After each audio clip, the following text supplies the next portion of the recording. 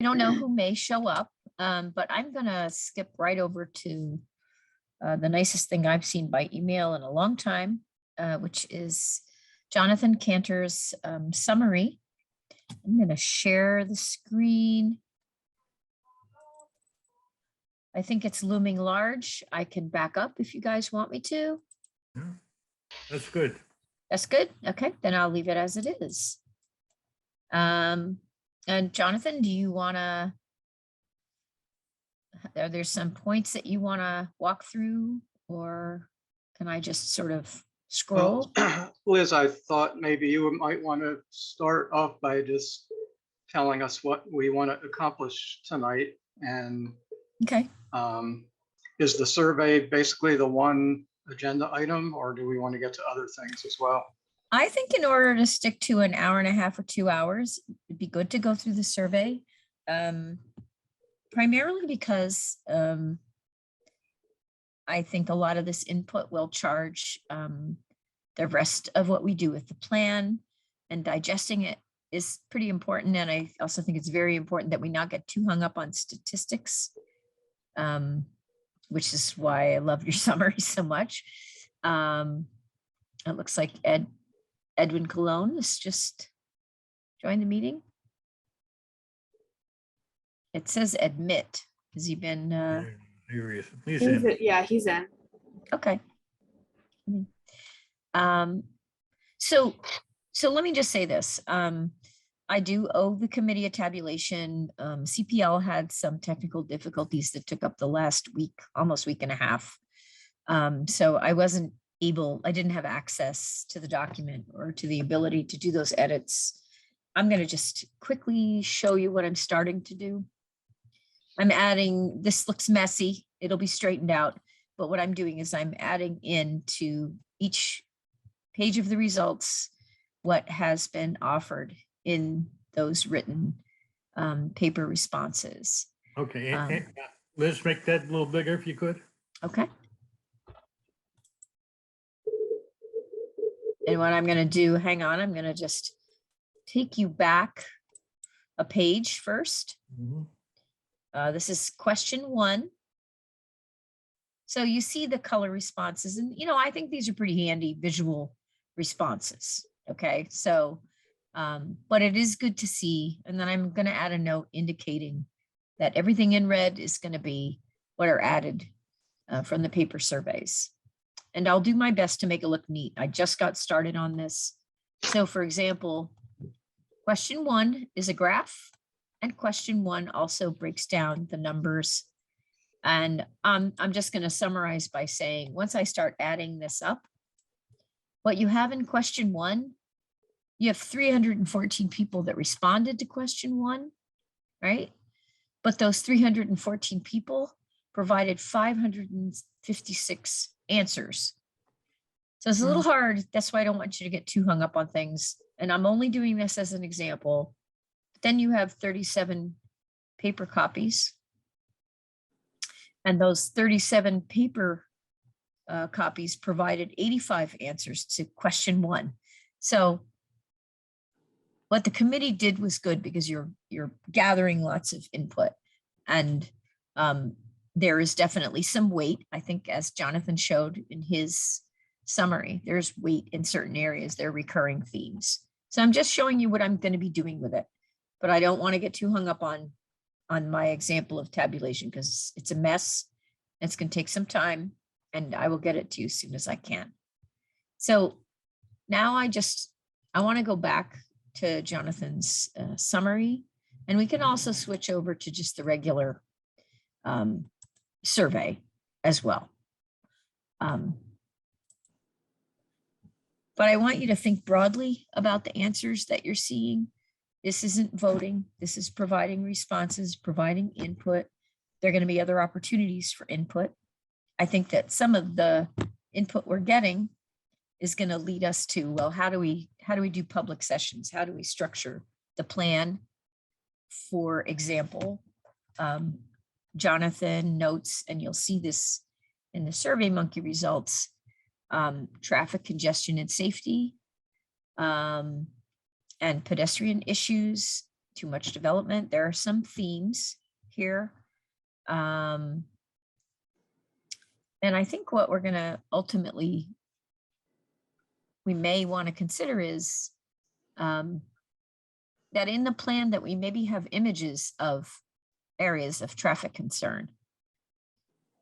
Just basic graphics showing, say, an intersection or a stretch of road, maybe showing sidewalks, maybe showing possible traffic improvements as illustrations of what might be, you know, objectives that could be expressed in the plan, but also presented graphically. So that's just examples of those things. So But Liz, this, yeah, go ahead. I just had I don't know, I think it's like a question and a concern, right? Mhm. Is that when I was looking at it, and Mr. Cancer, of course, is like, you know, the man who puts it all together, is that traffic congestion is like high on this list, right? Mhm. But when Yeah. it comes to like projects and stuff in the town, every time a traffic study is done here, it's always like, it never comes out that there's a traffic issue. And so I just find that that's such a conflict, that there's so much concern. Like, I know people see stuff, so they think in volume, it's, you know, it's a concern. They're stuck in the traffic. And so I don't really see, I guess I don't understand the disparity in all this identifying of traffic congestion. And then when you have traffic studies done by projects, it just doesn't work. Like, I just wanted to just add that. That just confuses me. It is confusing, and Jonathan, jump in here. But a lot of project reviews I've seen with municipalities, you know, town planning boards and such. If it's a basic traffic study and it's not a huge development, typically the planning board would have their planning and an engineering consultants and planning board members kind of weigh in, see if they think it's realistic. If it's a larger scale project, probably a good idea to have somebody who's more like a traffic engineer. I don't know, you know, and I believe, Jonathan, again, correct me if I'm wrong, that the town's fee schedule provides escrow so that you can have additional experts like traffic engineers to take a look at things. And sometimes that can result in recommended traffic mitigation measures. And often the planning board members are so knowledgeable about their locality that they might recommend traffic safety measures that are then kind of borne out by the traffic studies and the reviews of those studies. And again, Jonathan, I'm spitballing here because I don't work with the planning board directly. What is your experience with that? Well, I think trying to address Kenya's statement about not being able to put together, you know, what is usually in a traffic study with what people are perceiving out there using the roads. I think it's partly because the traffic studies that we typically get at the planning board, or even the town board sometimes has that. They're very technically oriented, they're engineering oriented. They're based on engineering ways of looking at roads and traffic. And they're based on what they call levels of service, which goes from level of service A, which is the best condition, to level of service F, which is failing. And most times when we get traffic studies in, the results are showing even existing conditions are normally not either A or F, but they're somewhere in the middle. And they're usually, typically, levels of service C are considered acceptable. But that's the thing. They're acceptable in terms of traffic flow on a road and how the roads are designed, but they may not be acceptable to the people using the roads. And so that's kind of the difference. That's where That's where, as I'll put it this way, that's where the rubber meets the road. Um, and so people's perceptions of traffic congestion can be a little bit different from the engineer's way of looking at the conditions of the roads and the traffic flow on the roads. And so if you're from an area like Long Island or New Jersey, you're going to have a lot different types of traffic conditions than we have here in Fishkill. And they're probably going to be a lot worse than our conditions. But if you're from an area like upstate New York or the Finger Lakes, you're probably not going to be used to our kind of traffic. And when you come to visit Fishkill, you'll probably be saying to yourself, my goodness, traffic here is terrible compared to where I live. So it's really all relative to what you're used to and where you're from and how that matches up with the so-called levels of service that the traffic engineers look at. Fortunately, the traffic studies do look at other things besides levels of service, and they look at safety, so they can look at accidents, which are very important to look at.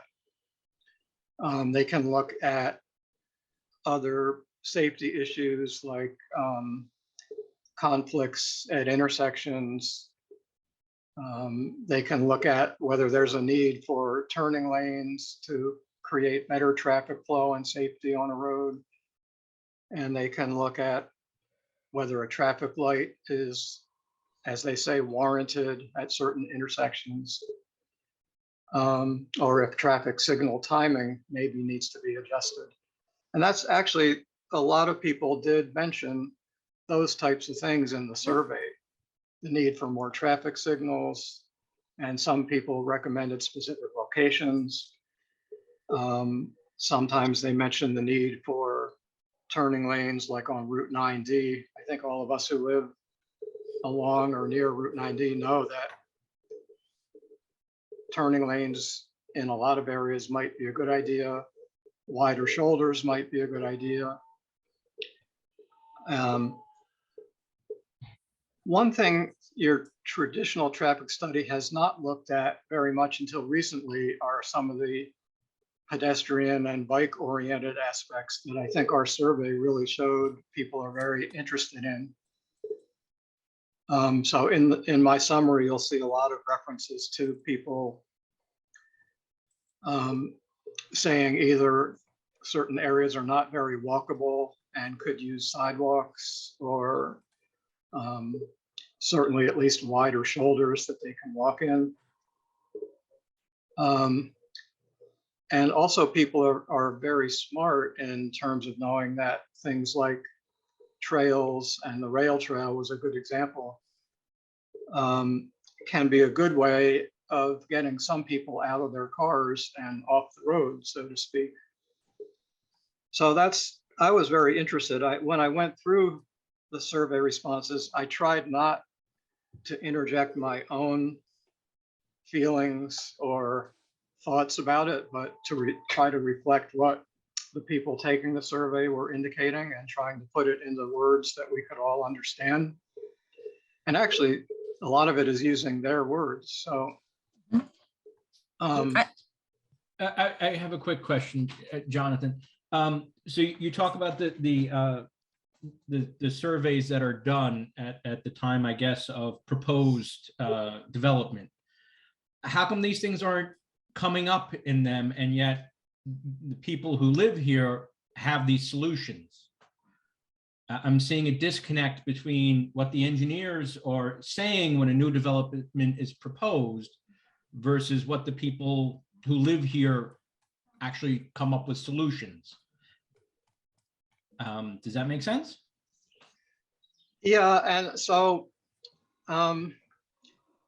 in a survey, you're getting people's thoughts and perceptions and ideas. So when people are responding in the survey that, oh, well, maybe a traffic light is needed at X intersection, it may or may not be actually feasible to put a traffic signal there. So the thought is there, the idea is there, but any follow-up on something like that would certainly have to take some kind of engineering analysis to decide whether a traffic signal at a certain intersection, like one that was mentioned, for instance, was Route 52 and Cedar Hill Road. And I use that intersection often. And it feels dangerous because cars are going pretty fast along Route 52.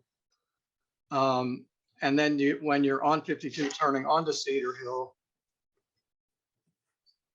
you're normally seeing a lot of cars on Cedar Hill waiting, trying to turn onto 52, and sometimes it takes them a while.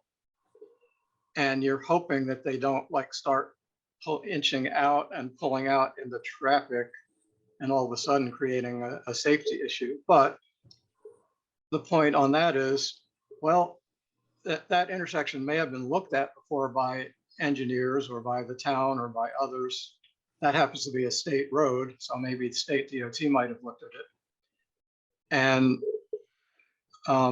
state DOT would obviously have to be involved in any decision to pursue a traffic signal there.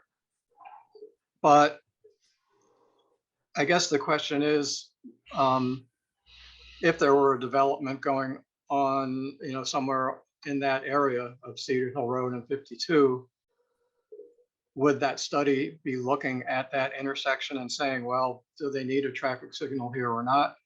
Most likely that study would look at that, but it may or may not give an indication that that particular development has pushed the limit on that intersection so much that, yes, in fact, they need a traffic signal there now.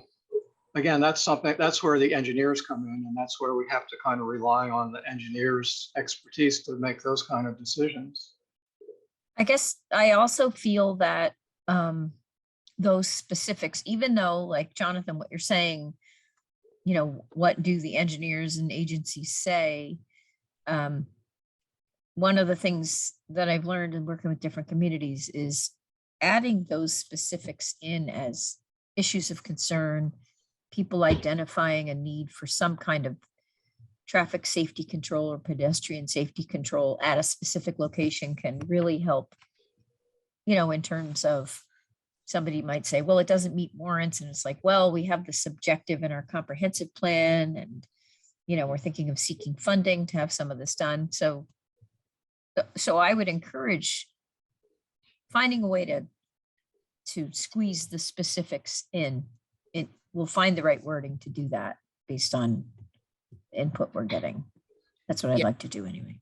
Yeah, thank you, Mr. Cantor, for fleshing that out, because I think that, if there's so many people that are concerned, some people are concerned about speeding, but it's to their eye. But then when you put a speed trap there, the data doesn't show that there is actual speeding. It's one's perception. And so I think having this conversation and having people express traffic congestion at such a high rate, we need to let them know that what stands behind it, like what facts are behind that and what goes into each one of these things. Because again, that's the question that I get all the time is traffic. And so, it would behoove us not to give a little bit more input. So I'm grateful for the dialogue.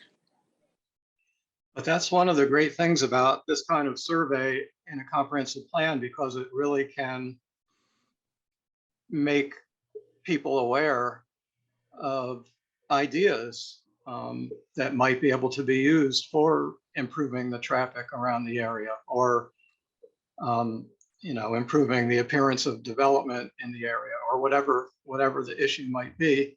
And when it's not very often that a community can involve, the public in the town in a conversation like this. It's pretty much when you're doing a comprehensive plan or when you're having some kind of a large public meeting. And sometimes if you're at a planning board meeting, at a public hearing, you're hearing from people who are possibly either upset because a project is proposed and they think that it might affect their quality of life or affect traffic. And they're hearing other people similar to them saying things like that. But in this forum, a comprehensive plan where everybody's sort of on equal footing, where everyone has the opportunity to speak with each other, to have a conversation with each other, to talk to town officials, to talk to us as the committee. And the survey is a great start because it really kind of begins to pull out some of these ideas that people have in the community that otherwise we probably would never have heard about.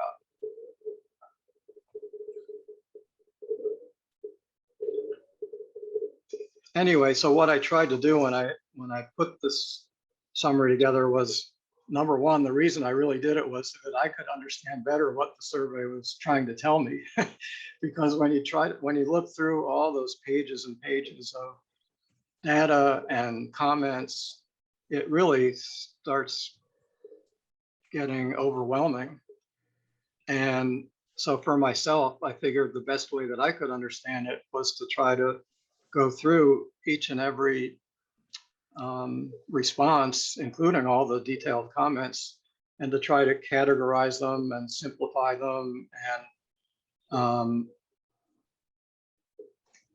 put these things down in a way that when we do present it to the public, it'll be something that the public can understand as well as the committee understanding. And so what I thought would be helpful in the first part of it, rather than getting into all the details, was putting this executive summary page together that kind of just talks about what were people's main concerns, what did people like about the town, and what were some of their key suggestions, which you might term as opportunities. And without looking at any of the numbers, these are the things that I observed were recurring themes. And I really am glad that at the last meeting, at the end of the meeting, Liz gave us a homework assignment, which was try to come up with recurring themes that we're seeing in the survey. So that's sort of what got me started on trying to figure that out. And when I started looking at it all, it took a while to go through it all, but it became pretty clear that some of these things certainly were recurring. They showed trends in people's thinking. Sometimes it showed total opposing ideas, but that's okay. That's what a survey is all about. So anyway, I'm hoping that committee members will be able to take a look at this in a little bit more detail and try to digest it. And I think it might help understand how to, sort of how to think about the survey in general. And it definitely will help when we get the handwritten tabulations done, where we can combine those with the online survey. Because it was sort of like, I started trying to look at the handwritten surveys and I just threw my hands up in the air and said, no, there's no way I can go through this. But Liz can. So can I just interrupt quick? I just wanted to let you know that Karen is here now. So we did introductions early on. So Karen Finnegan. Hi, sorry I'm So late. she's here. And that's all. Continue. So Liz, how do you want to go through more of this? Well, I want to just chime in with some of the traffic concern things. I don't know if you've encountered this at some of my other planning boards that I work with. I'm a real pain in the neck because I'm going to recommend sidewalks. If there's any chance somebody might walk to a place or walk nearby. because people do walk, you see the little grass, dirt rut in the middle of grass just inside the curb along many roads. And there's a lot of pushback, oftentimes from the person who's making an application for site development, because they don't want to have that added cost. On the other hand, it's an amenity that does attract people to a place. And it makes people feel like it's okay to be someplace outside of a car. So things like sidewalks and benches and picnic tables often get pushback. You know, oh, who's going to want to sit at that bench? Who's going to walk along that road? It's so busy. Who's going to sit and have picnic lunch or drink a cup of coffee there? But it's amazing once you have those amenities in a community, it makes it a little bit more friendly, a little safer. If you have somebody like my mom who in her 80s would walk 2 miles uphill in New Paltz, and she'd need a place to sit, and she would sit. So I just think if the more we could plug into the language of this plan about those key concerns, it allows decision makers such as the town board and the planning board to have something to hang on to or point to. And there is a environmental review question that has to do with consistency with a comprehensive plan. So this could expand, what does that mean? So, well, I last time, I don't know if you want to continue to go through some of the specific questions. We had started to go through this, and I think we got to about, let me see. We seem to recall that we weren't even midway through. I'm going to zoom here. Hang on.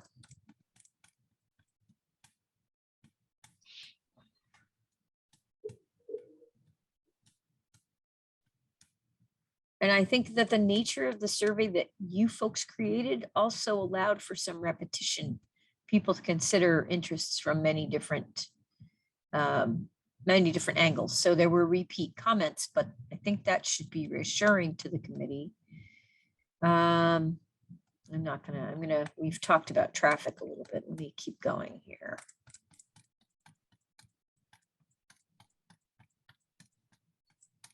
Well, Liz, I thought Jonathan did a good job of Did an excellent job. bringing it all this down that you're showing us now, all these questions.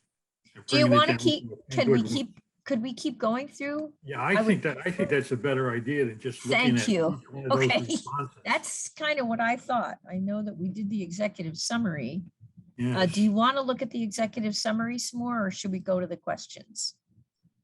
Well, the executive summary takes care of the questions. Understood. Or as he fills in later on. So we can look at the executive summary and then just keep on going down. Okay. Well, this is the beginning of the executive summary. And if Jonathan leads us through it, Jonathan, you get silent. He said he'll be right back. He wrote in the chat, Mr. Cantor. Okay. So problems and areas of concern, again, traffic is showing up. Too much development, vacant and underutilized unsightly buildings, loss of green space, and lack of sidewalks and walkability. I think when you look at strengths. Hey, Liz? Yes. Do we happen to have on any of our maps where, what are they called? Gray fields, which are the old abandoned businesses. Do we have a comprehensive list of those kind of things in No, but town? I don't know that we do. Because that would be a good place to start, since I did see that was a prominent response, which was redevelopment. Mm-hmm.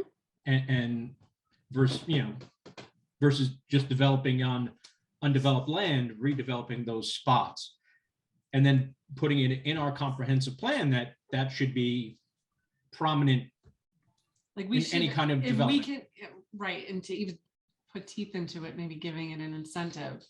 But we would need a map in order to do that. Okay. I guess that's where I'm going with that. So that would be like a what to do, put on the Yep. to-do list. Yep. That could be done. And I think, I would draw from some things that people are pointing to. When we talk about gray fields, I'm not exactly sure what you mean, but when I think of redevelopment sites, I think, of course, the prison. I think the more you can state about what is the fate of the prison, that's good, because eventually there's got to be some kind of stakeholder interaction. I think that the Duchess Mall, I know a lot has happened with that, but there are still parts, I believe, that have not yet been fully developed. There's the Texaco facility.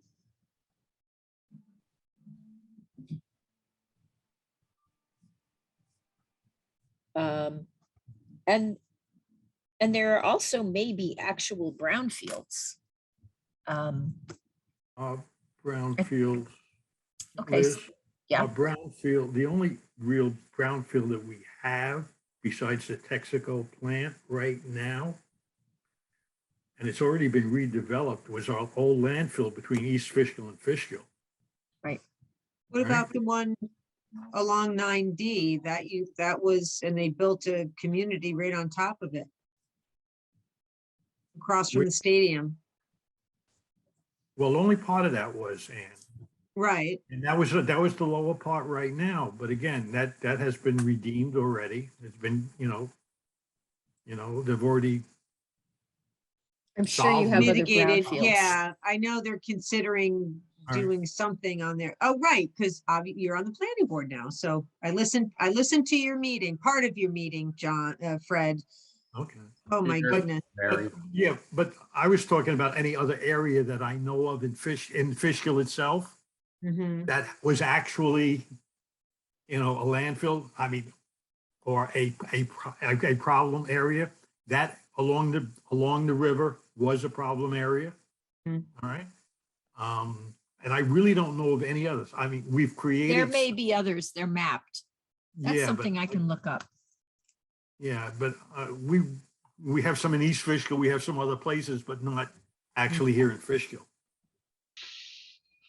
I mean, so What about that abomination next to Blue Seal? Because where? I'm sure that, No, but that's not, hey, that's not. That's not considered a brownfield, I don't. That's not a brownfield. That's, I'm just thinking things that were developed and now are abandoned should be developed before. So whatever Right. we want to call them, let's put them in that category of, let's do something Yeah. with that first before we tear down a forest or a field to put something All right. else up. So we're talking about potential reclamation and redevelopment sites, I think. Yes. Yes. That doesn't, you don't have to resign yourself only to Superfund and brownfield sites. There are plenty of other things. Right. And And ultimately, an overall list of all the different ones is what I guess I was asking about. we could generate a list. I mean, you've already named a few. I know that well, again. the Ozzy had a biggest- concern about some properties right across from the stadium that are kind of run down. The thing that we have to be mindful of is that, there may be some properties that people are still using and living on. And, there's a limit to how much the town can decide they want to do something different. If it's somebody's private land and they're still using it, the only regulations that could come to bear would have to do with code safety and all that. So Well, we the could big- generate a list. Go Yeah, ahead. the big one we have is the Texaco, and Yep. Yep. or Chevron or whatever it is today. And Yep, wouldn't that be Texaco should- prime real estate if we did get a rail trail through there? The old railway doesn't go right by there, right through there? What by, yeah, It yeah, goes but by it. it goes by. Fairly close, though. There's probably a siding there. Yeah. Well, they never loaded any chemicals. They never did anything on the railroad. I'm just referring that if that was turned into a rail trail, then that would be a walkable Well, property that could be good for businesses. okay. And actually- following the you- old railroad might be a great way to find some of the Those old- brownfield sites. And getting it That's might be one interesting. of those things to motivate those things getting developed. I just had a question. In terms of like when there's a lack of sidewalks and walkability, right? Is there a way, if there's a project that's happening in that particular area, is there a way to ensure that the builder would then put in the sidewalks? Like, will we have to write that in somewhere, or would that be part of the negotiation process? Like, who would ensure that, so that we increase that? And then in places where it just seems to be like where I live at, once you pass like if you're out on 90, it's just like a bunch of like land there. And then it goes all the way down to Chelsea. Like, is anybody required to put in sidewalks there because they're building there now, or would that just be up to them? Okay, well, that's a good question. So you're saying 90 toward Chelsea. Kenya, most there's of that lots property is of- owned by the state. Say that again. Most of that property you see there is owned by the state. So the part where I always call it the man with the gun, but it's not. He's not the man with the gun. He just holds like this Chelsea sign. I think that's where they're building at right before there. I think that was the Rolling Hills area, or So you No, think there's, The Revolutionary Ward yes, with the silhouette, man. that actually, so Chelsea Ridge is further north. That's in Wappingers, but then, No. Going towards not Chelsea Ridge. Going towards Beacon. It's the man that's holding the. It looks like he's holding the Yeah. sign, but holding the gun. So that's going towards Beacon. But I'm Right. saying before you Mount get Goulian is there. there you go. So that land there that they're building the apartments at, that in the front, it's like it's all like grassy. So are they required to put a sidewalk in there? Like, you know what I mean? Like, as these projects are going up, Right. how do we ensure to get these sidewalks? Because then it would just be part of the town's responsibility Yeah. and probably have to be written into like the capital projects. You know what I mean? And Yeah. then it's just Yes. open forest. You know, it's just like Right. open forest. So when I try to walk from, say, my house to Beacon, it's really Mhm. like, it's scary. You know what I'm saying? Yeah. Because right, there's no See there's that? no sidewalk. And then when you have sidewalk, Kenya, it's not until you really get over to Beacon. So how do we ensure that, or can we ensure that, or that's not possible at all and- from our and- oh, end? And I'd it's- like to add with what Kenya's saying is also bikeability. So like maybe a bike lane, which is actually not as intensive because you could pretty much, if there's room on the roadway, to paint a line. But putting that in as a, because people bike now versus car and I sidewalk. I and was they're not together. driving So, behind a cyclist there, and there was a sidewalk, but he was on the road. where they're supposed to be on the road and not on the sidewalk. Right. But that's why I'm saying a So- bike lane. And so- it made me very nervous because, so I'm basically driving behind him Right. slow enough because I was scared to pass him. I'm like, Right. you know, So if there was a bike lane, they would have their own lane and you would have your Right. own lane as a car. And that's Yeah. why. I They kind might of have to wrote it. widen the street. are we, Well, again, with developments and things like Well, that, or they're sorry. putting in a sidewalk, they'd be able to maybe move it Oh, in over. that I area, don't, yeah. I don't know what your typical bike lane is. I think it's maybe 2 feet, 3 feet. I don't think it's 3 feet, but you know, so anyway. this is a Hey, pathway to hey. Beacon. Is this 9D? Yes, 9D is a state road. Well, I Yeah. know that. And everything So she was talking about is the 9D state road. between where and where? Can somebody So give me? I live by somebody's gonna be better at it than I am, because I get lost like right in my own Like a neighborhood. street that intersects with 9D. Brockway. That's, okay, so So Brockway, Brockway and 9D. So if you come out Yep. of Brockway 9D and you make a right turn, again, it's not really safe, like walkable. Like I used to just, walk it to get to like the market, just to, get in the miles. But there's no sidewalk literally on that Brockway to 9D when right you turn. take that right turn, are you heading south? Correct. Mr. yes. Cancer, yeah, I was gonna Yes. say help you. Yep, she's- Okay, I would no, even I just, go- I want to follow where you're Yeah. going.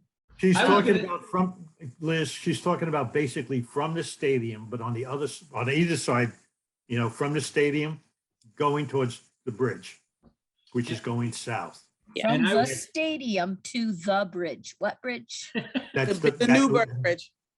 Okay, Newburgh that's Beacon. awesome. Okay, thank you. So it's no, there's Well, no, because, right, there's no sidewalk, and then it's very dangerous there. It is very because, again, dangerous. when Sure. you're crossing over, you're in the street, like you're literally like, it was such a scary thing to do, but it's like it's a nice walk, you know what I mean? So, but I just want to know, like, if we have the leverage to write that in here somehow. absolutely.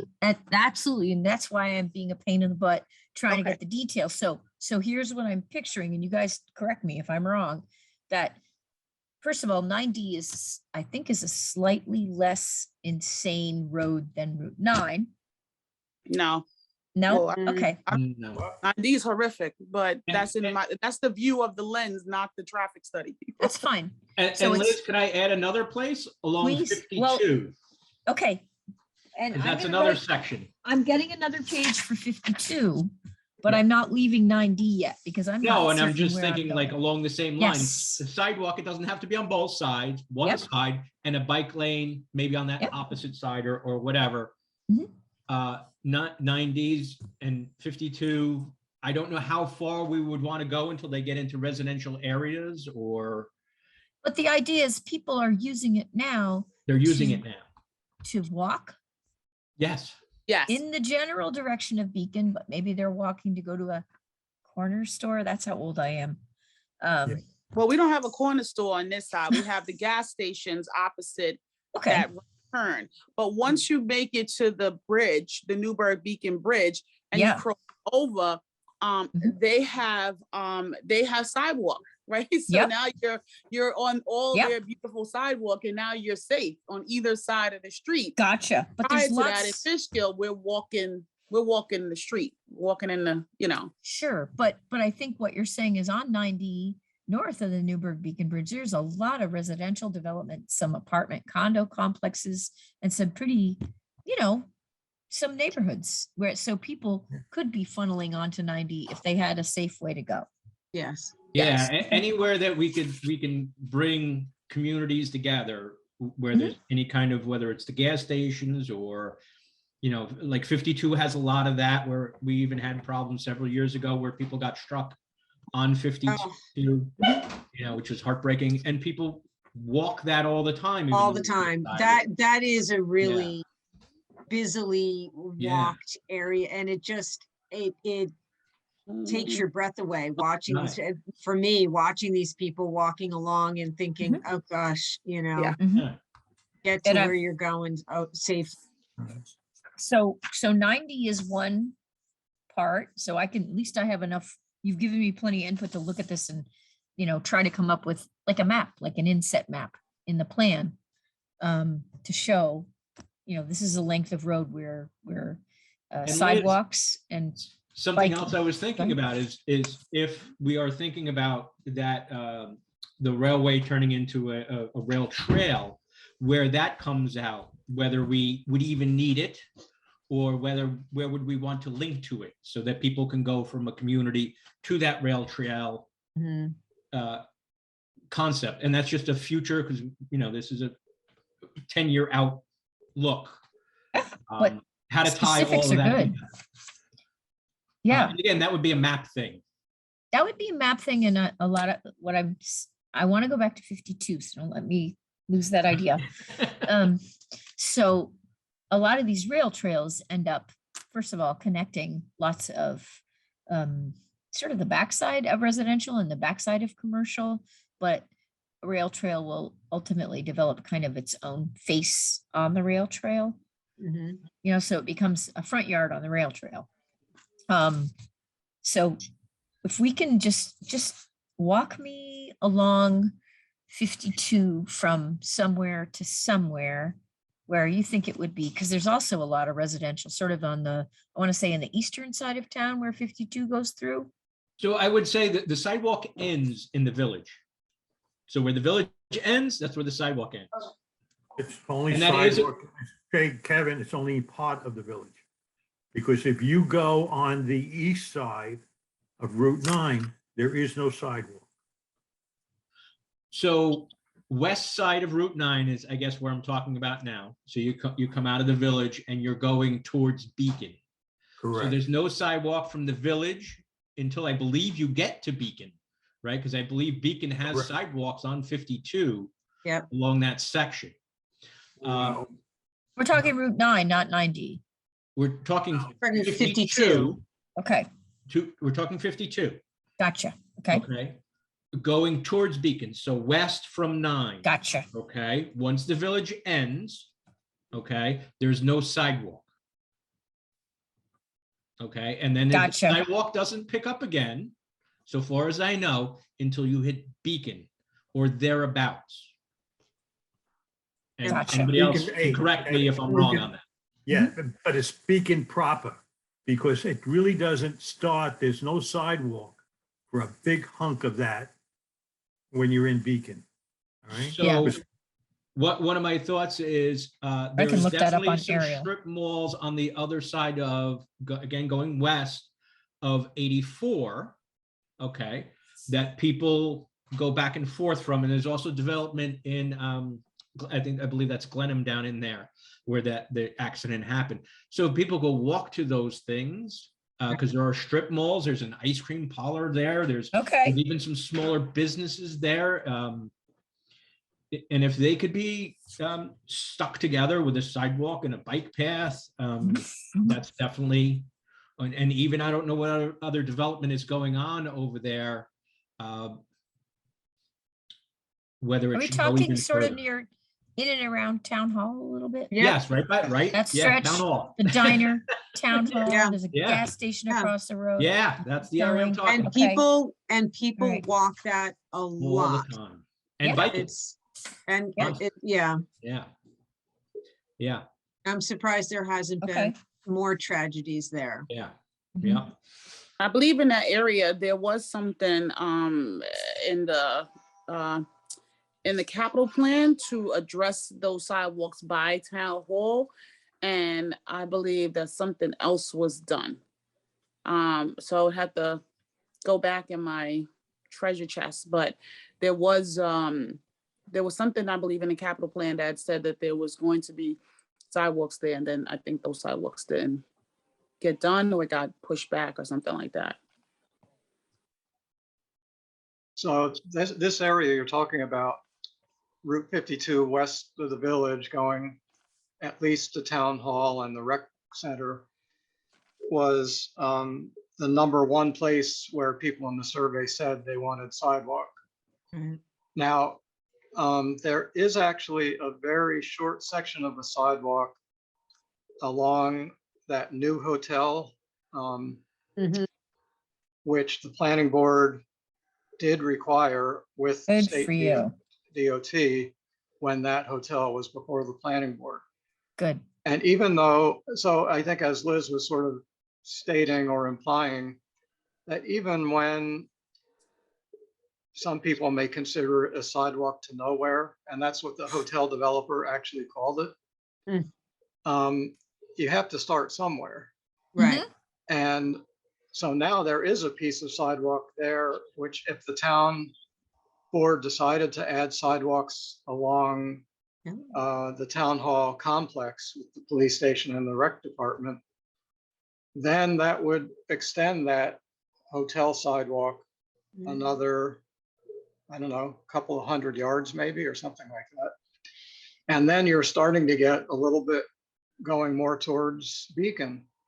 And so it sort of becomes an incremental thing. But if we have this in our plan, saying that this is a thing that people want to see, it could help maybe get the town board to start putting some capital funds into it. It Mhm. might get state DOT to start thinking about putting some state funding into it. Yep. That's great. This is all excellent. Jonathan, So- you guys talked about sidewalks. Have you guys talked about bike lanes? Obviously, you're looking ahead at sidewalks, but I wasn't sure if you guys had discussed really bike lanes and whether that's even in your purview.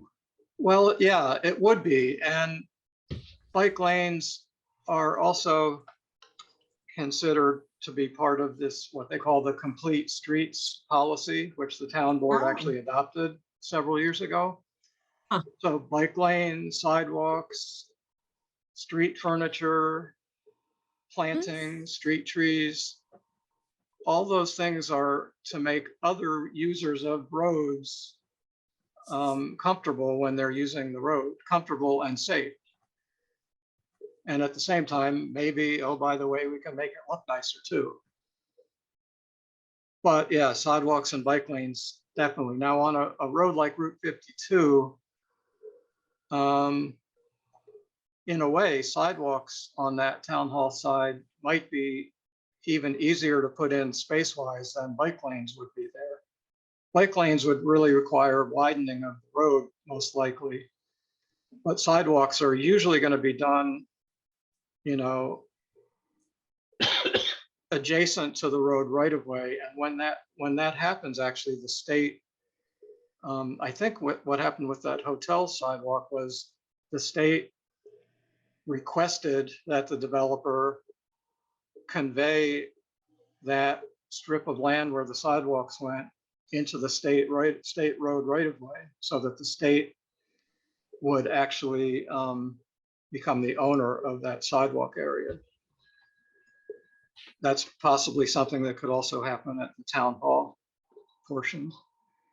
I have heard that the DOT does have a preference for having developed sidewalks in the DOT right of way so that they can require them to be built to their specification and that they have the option to maintain them. The option, because they still probably will make the former owner of that land maintain them until they don't. And then the state will come in and either do it themselves or make the owner do it. Which is similar to what a lot of towns and villages have as policies for maintaining sidewalks. And I don't know what the speed limit is on that stretch. I imagine it's probably something like 45. I don't know. 45. Yeah, yeah. Which isn't really pedestrian or bike friendly. That's a tough speed. And I'm wondering if in the long run, if there are more pedestrian amenities along there, if it would make sense to reduce the speed limit. And so some of that pedestrian stuff almost becomes a long-term sort of traffic calming. I don't know. I have a question. Okay. When you talk about sidewalk, are you talking about both sides of the street or one side of the street? And when you say bike lanes, are you going both sides of the street or one side of the street? Well, And- my impression is for bike lanes, you're normally going to be talking both sides of the street, because unless you're talking more of a separated bike path. But when you're talking bike lanes, you're typically talking about an area on the side of the street going the same direction as the vehicular traffic. And so you're going to be looking at two-way Right. traffic for both the cars and the bike lanes. Okay, because if you look, once you pass going down to Beacon, once you pass from CVS all the way down past the town hall, there's no sidewalk once you finish on CVS. So the sidewalk from the village goes all the way to CVS, and then from there on, you are at the mercy of God, because the only And there's an elderly couple that walk. I see them at least once a week, if not more, walking that. And again, it's like, it catches my breath to Yes. see these people, walking along. My gosh. because when I walk like if I want to walk to Beacon from Fishkill, where I live at, I stay on my right side. And once I pass the development, past the what do you call it, the town hall and that, there's no sidewalk on both sides, even with where Healy's building right now. So again, when you talk about bike lanes, I mean, and then what's the width of the bike lane? Are you going to ride one bike at a time, or you're going to bike the double or three or triple? That's another thing. You know, just so you shortening out the street now. Well, You follow me? I believe bikes have the right to the road, just like a car does. Right. So ultimately, what you're doing by putting in a bike lane is kind of separating those two, which kind of promotes more bike usage without tying up I traffic. understand that, Kevin, but what I'm saying is, are we doing a single bike lane? Well, I mean, one bike at a time, or you could ride a double bike while you at a time on that bike lane. That's what I'm saying. I believe probably DOT has a requirement of width of bike lane. And if it's Right. both directions, it's probably the width of one bicycle. You know, I I would- believe I it's would like say- 2 feet or something like that. And it would be on either side, right? So if you're going one direction, you have that because of, you know, you don't need more than that, right? If you're Right, coming up to commuter another bicyclist that's going bicyclists. slower, you pass them Right. just like you'd pass a car. Yeah. Hey, Yeah, guys, so- okay, guys, hold on a second. Yes. Liz, what control do we have on state roads regarding demanding that the state put in bike lanes? I mean, we're talking about 9D, we're talking about 52. We don't plow them, the town doesn't plow them, all right? They're plowed by the state roads, the state has the right of ways, all right? Of X amount from the center of line going both ways, all right? Well, I What can think, we do as a comprehensive plan to say, we want that? I understand if somebody's putting a new development, we might have some control over at that point. But we're talking about land that's already owned by somebody that's not, is really not is feasible to redevelop because the houses, a lot of them have houses there, they're, you know, existing properties. well, that's, you know, you would have to look into that and figure that out for the feasibility, but you don't want to just decide that, oh, DOT controls that, so we can't do it. Because DOT has standards for that. And, you know, you would design whatever pedestrian amenities you can try to get within those limitations. But, All right. and sometimes what can happen is if the town has a lot of these things outlined, there are many different things working at the same time. So for example, what Jonathan does on the planning board, if they can require sidewalks, they do it. Whether there's a sidewalk on either end of, I don't know, whatever's gotten built, you have a commercial site plan, you say, you got to do sidewalks. And they say, well, but it doesn't connect to anything. You're going to build it. You're required, do it. I'm simplifying things. And then as you go along, those things get pieced together. The next time a site gets redeveloped, you make them put in their part of the sidewalk.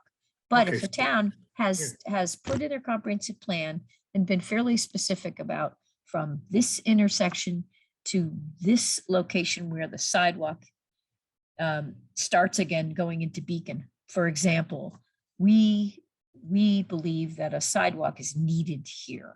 You put it in your plan, you get the specifics in there. So anytime there's an option, whether it's somebody doing site plan review or somebody saying, hey, let's apply for some grant funding to build some sidewalks. Do we have any plans? Yes, we do. So when you go to do your grant funding application, you already have specifics right in a document that a town board has adopted, a comprehensive plan update that says, this is where we want sidewalks. It's in our plan.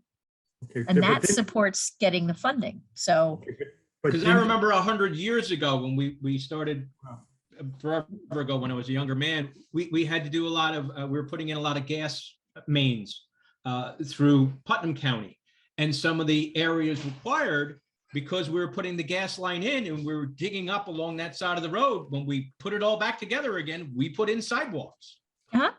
And it was because it Great. was in there. It was, you know, they didn't know it was going to come along, that they were going to put a gas line in, but because the gas line was going in, perfect opportunity. They were Yep. already, you know, taking all of that land to dig that all up anyway, whether a house was there or not. And we had to then put sidewalks in as part of the real rebuild. And, Yep. and so but I didn't think the- that's what we're looking at. Hey, but didn't the last comprehensive plan state that they wanted sidewalks?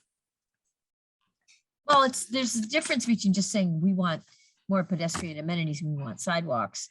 and having a section that says, we want sidewalks and we want them in these areas and here's why.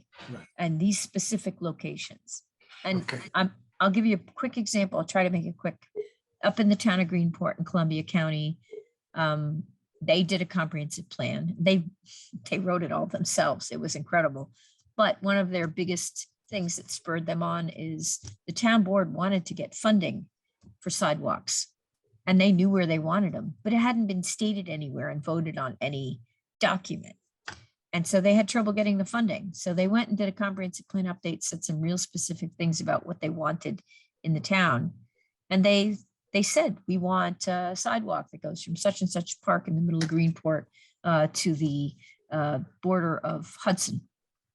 You know, and that will help them in the long run trying to get funding. I haven't worked with them in years, so I don't know what happened with that, but that was the impetus for them doing a comprehensive plan, was to get the specifics in the plan. Because Okay, that's a okay. document that's voted on by the town board, by the town legislature. Okay, so what you're suggesting that we say that, and what I'm hearing with everybody saying, we would like sidewalks, all right, along Route 9, all right, from the, No, we're talking. I have 52. a problem going north on Route 9 because we have that swamp area, but again, you know, from Route 9 all the way down, all the way down to Putnam County, we would like sidewalks on Route 52, which is really developed from Well- the town line of Beacon all the way out to the end Some of of our, that cut out, so I need somebody to repeat for me. It might be my internet connection. So it's Route 9 or is it Route 52 from Route Yeah, Well, 52? no, it's all of it. All of our development and all of our walking areas, all right, are what we're trying to connect. All right, is one of them is 9D going into Beacon, That I got. okay? And that's into Beacon, where they have their own thing, all They right? have sidewalks, yeah. Yeah, I mean, but don't forget, we also cross 9D, we have counted, but into Beacon, all right? And we want sidewalks from Beacon on 52 Mhm. all the way through to the town line of Wappingers. Well, you know, Fred, hold on one second. Okay. Fred is sort of coming up with these statements, which are not necessarily reflective of what was in the survey. And I think what we're trying to do tonight is try to equate what people said in the survey with then our ideas as a committee of what might work and what can be implemented. But I don't think we're going to try to specify that we want sidewalks all along Route 9, blah, blah, blah, and we want sidewalks all the way up 9D to Wappingers. That's not what we're doing tonight, I don't think. So No. it's not really that helpful to start getting into these, try to verbalize things that are coming out of nowhere. Yeah, I was referring to like from, so say 52. So from where the village ends their sidewalks to maybe, I don't know, just maybe where that auto body shop is just before you get to the hill. So just maybe just past the senior center. BGB. Right. And I don't think we need to go all the way into Beacon at this point. Because I But if think it's just but- residential. I mean, maybe a bike path might be something, but then again. Well, you know, here's the section. we have if we could get that bike trail, and really it would be a moot point. Yeah, I mean, you have some of it right here in response to question 12. So I'll just take a Yeah. look at that. Yep.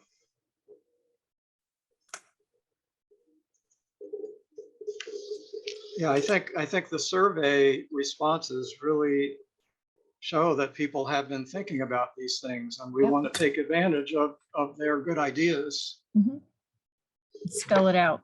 Well, Well, I hey, just think that my question got a little lost. I just wanted to know if we can incorporate the direction of sidewalks into our comprehensive plan. And I believe that Yes. question was answered saying that, yes, we can, and then we just give a summary of, and then support it. So I think the question has been answered.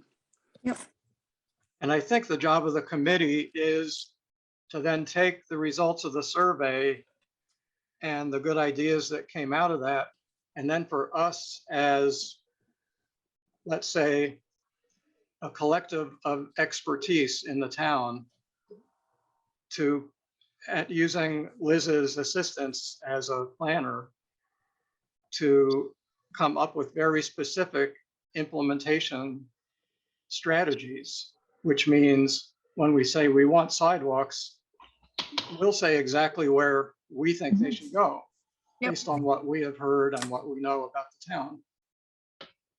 And on top of that, when we're talking about a lot of them are going to be on state highways, I think we are going to need to bring state DOT into our comprehensive plan discussion at some point Mhm. later on when we have more details. Yep. Well, look, I agree too, because I'm looking at all these responses and everybody says, let's respond, let's put sidewalks on 52. All right, some say on the east side, some say on the west side. I drive all the time. There's always someone walking on the street, you know, because there are absolutely no sidewalks outside the village. And I think the other corresponding bonus you have from the survey responses are, where do we need traffic improvements? So I can gather those from the survey. But Fred, it's like you say, look, if you go from Merritt Boulevard on 52 all the way down to Route 9 into the village, there is no sidewalk at all. And there's a lot of people walk there because when they do all that loop around, they go into Merritt and they come back to Route 9. I mean, that's what I'm saying. They should include sidewalks in there, on both sides.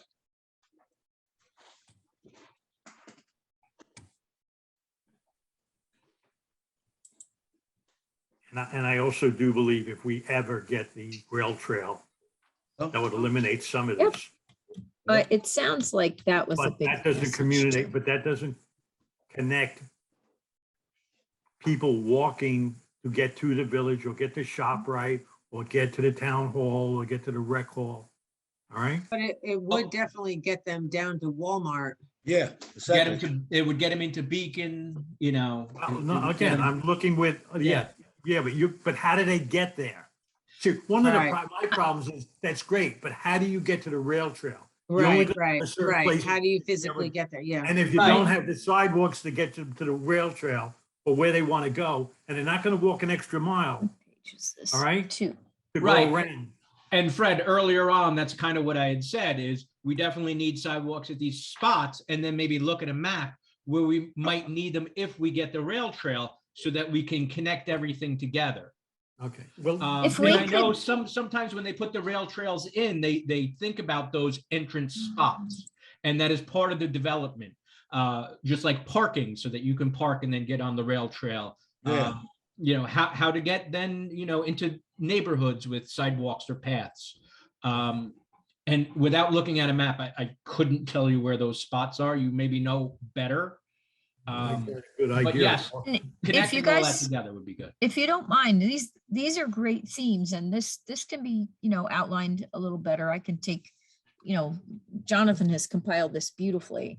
I want to, if we can, switch for a moment to the specifics that we're seeing from the survey. So I looked up redevelop. And so page 2 is Jonathan's synopsis of redevelop abandoned sites, vacant buildings, such a small former Texaco research site. Encourage different types of shops and restaurants, avoid overdevelopment, etc. Then the next place we see redevelopment.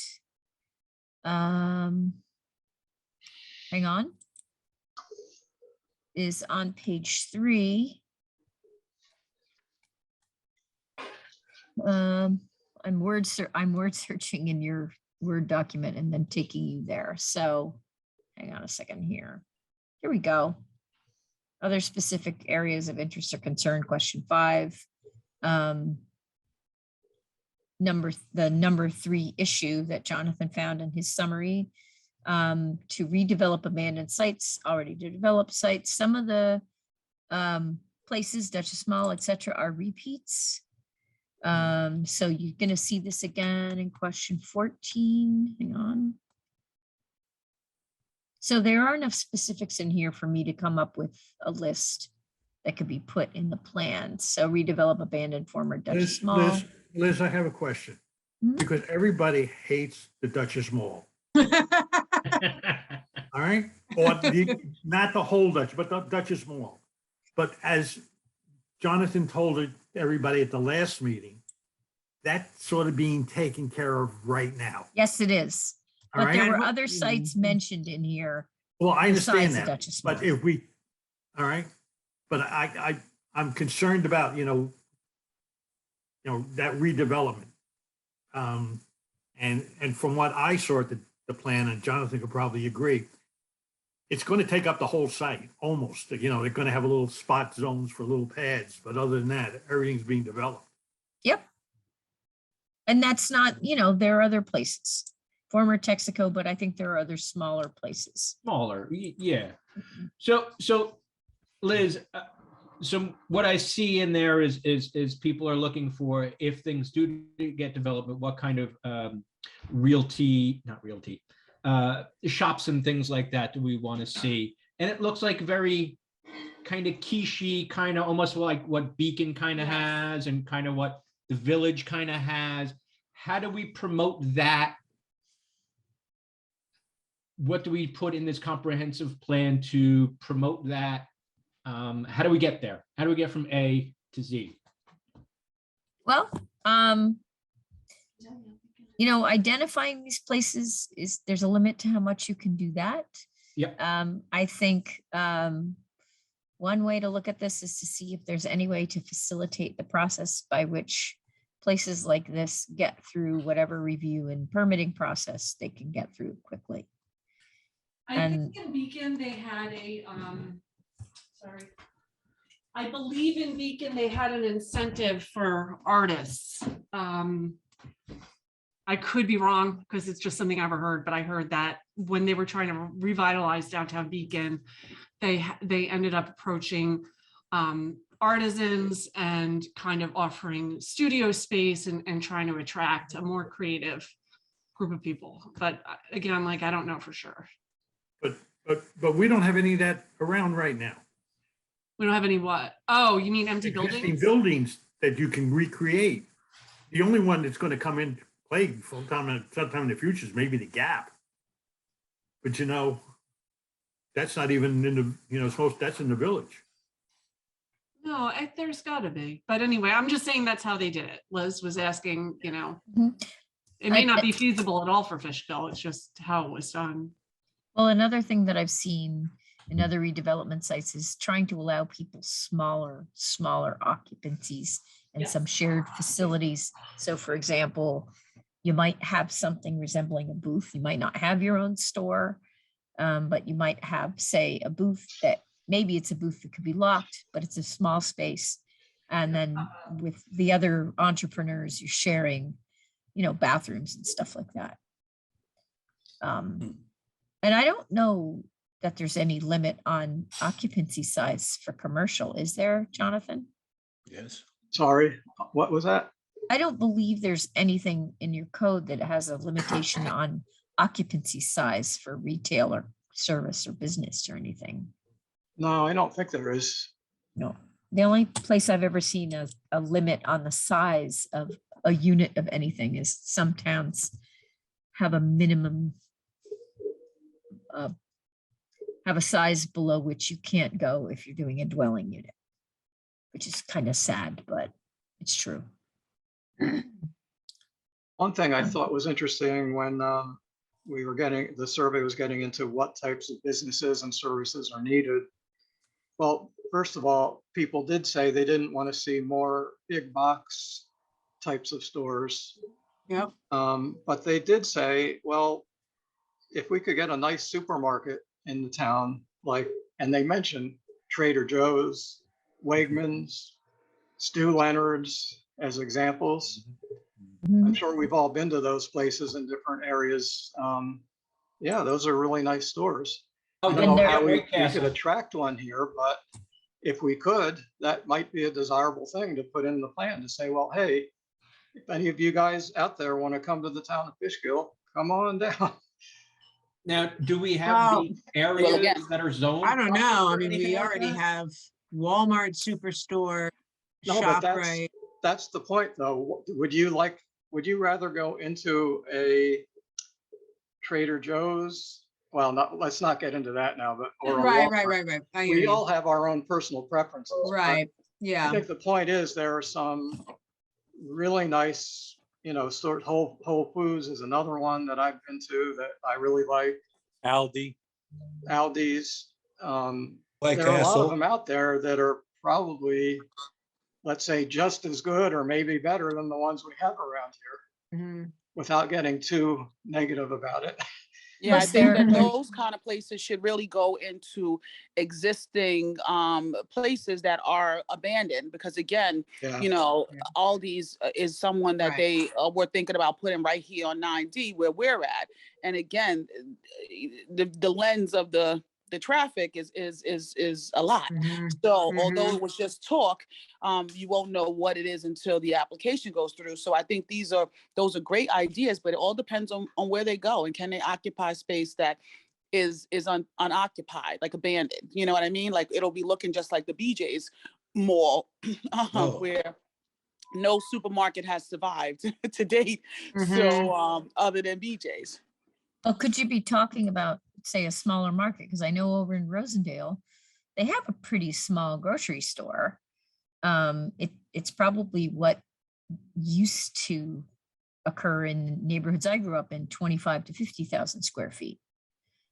Something like that. And they sell a lot of local products, local coffee roasters and stuff like that. But they have the basics. So it's kind of a range. It covers the folks that are looking for just the basics, a quart of milk, some cold cuts, a loaf of bread, and also people that are looking for maybe something a little more health foody or locally produced. Covers the range. So, and I don't know if there's anything like that in, one place is called the Manuals over in Stone Ridge, and they're starting kind of like a chain. There's My Market in New Paltz. And they're small groceries, but they're nice. They serve neighborhoods. I'm trying to think if there's anything like nearby in East Fishkill or Nature's Pantry. Nature's Pantry. Okay. Pantry, yeah, right on 52 out. And that's actually another location, those brown buildings right next to the dealership that's next to that plaza. I don't think there's very many businesses in there anymore. I don't know if. Is this if that's plaza just- on 52? Yeah, so if you head out, what is it, Cedar Hill? And so the brown brick buildings that I'm talking about is right on the corner there of 52 and Cedar. That's Arkway, right? It's your friend. Yes, Fred. yep. Is that your Yep. friend there? Well, maybe it's a matter of looking at a zoning map and seeing if it's zoned for that kind of thing.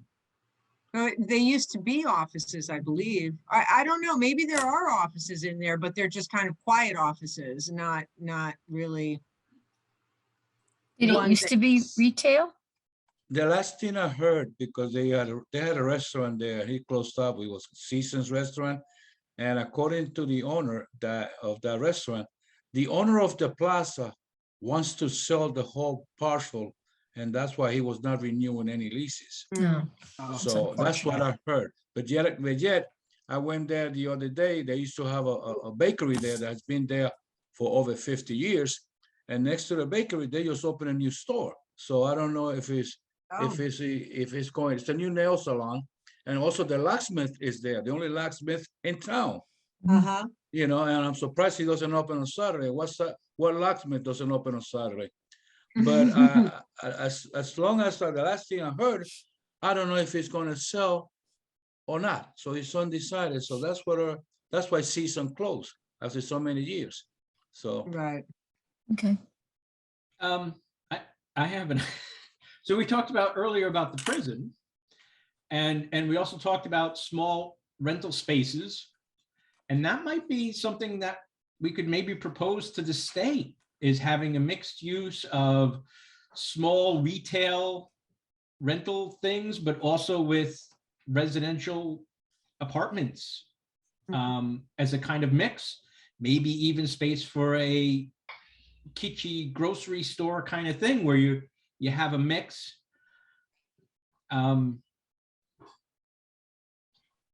Because that is a space that's not developed, and That's a we large did talk space, about it. yeah.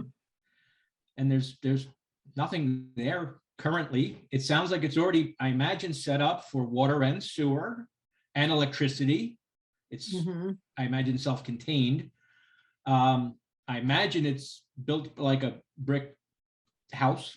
I'm sure it would probably be rather easily converted to those because they're already into small, they have kitchens, I imagine. So if a restaurant needed to go in there, or even what I heard out, I believe in California, where they have, it's like a big restaurant kind of factory. So I guess what the concept is you just cook the food there. So It's like an incubator for food products. right. They so did that if up you in wanted to start a Poughkeepsie. restaurant, you could just go in there and sell your food out of it. You don't have any seating or anything Gotcha. like that, but people can pick it up, or Right. there's outside seating. Almost, I think, kind of like what's going on in Beacon, where they have the food court kind of thing, Yeah. but on a bigger scale, because they have a larger kitchen. That's also something I know has been very successful and is good starting business-wise, just like the smaller retail spaces. And I know that's some of the things God bless you. Sorry. Some of the things I've thought about for that area, but also, like I said, small apartments, because we also brought up in the past about people who work here should live here, and having that smaller space where we don't have to develop more housing. It's something that's already Right. there Mhm. and probably very easily converted. I don't know. And again, that's not in our control, but it's something that we maybe can think Oh, about. you can provide input though, I think. We can I provide think it's input good. to the state, right? I mean, they actually have a board, from what I understand from the paper, that is looking at what to do with these things. And if we can give them a kick in the keister and let them know what we want, that's just an idea I was throwing out, and I would love to put on any of that. It's like a community development, for the whole community of resident that is here. Right, you can shop and live and be everything there. Did I hear though that they were looking to actually make it an educational facility, like a training center for the state? Was that something that was being I mean, that presented? couldn't that happen also? Yeah, but it's Yeah, still a no, big I'm not property. saying, It's a I big just, area. it's huge, right? Yeah, I I'm just know. saying that's what I thought it was kind of like already they've been decided that this is what they're gonna do with it. I don't know. And are you talking about the one across, you're talking about the one near the Beacon High School? That's the one that they were talking about. They haven't decided anything about Which downstate. facility we're talking about downstate, right? Yeah, I the was one that referring to closed. Yeah, Like the Yep. one that's right off of, Yep. what is that? But they have the old House women's Road. Una prison reunión. there that they were talking about doing other stuff for, and it got held up. Which is in Beacon. Mhm. Because I going through the list of things that people put in, jobs and things like that is on there, and that would supply jobs and entrepreneurship, because you could start something very small for a small amount of money in a They small had- space. They had the kitchen, you could rent a kitchen, it was up in Poughkeepsie, and people who made salsa or bread, or, they could rent those kitchens to do Right. those things. Right, Is I it- believe that's what the thing was going Is on. in it California. closed or is it closing? What's that? The The jail? downstate correctional Closed. facility? It's closed. It's closed and just being maintained. Right. And they have There's a no- committee yeah. that they Well, they need to set up update their to look websites. into what they're going to do with it. So deciding maybe and having input and maybe even talking to them, reach out to them. I don't know if anyone from the board, Mr. Foreman or something like that, have discussed it, or whether that would fall under us, or. I know Carmine and Louise have had a meeting with Fishkill Correctional Facility. Mhm. And I thought I heard, we're all hearing things, that downstate was going to be under the purview of Fishkill Correctional Facility. Now, I don't know if that's just a shell game or what they're doing, but I certainly can ask Carmine and Louise, what they're hearing, what they've discussed, at least with Fishkill, and how downstate can play a role into this. I don't know. So And Carmine, and they were trying to get that building at the corner, just close. The at that corner. QWL building. Yeah, which was their recreation for that. There we go. Correct. Because doing So it something has like closed, that I would see. be a big boon to the town. I mean, bringing in all kinds of residents and tax revenue and community, something that would be smaller, but yet kind of fix a lot of some of the problems I think we saw on our questionnaire.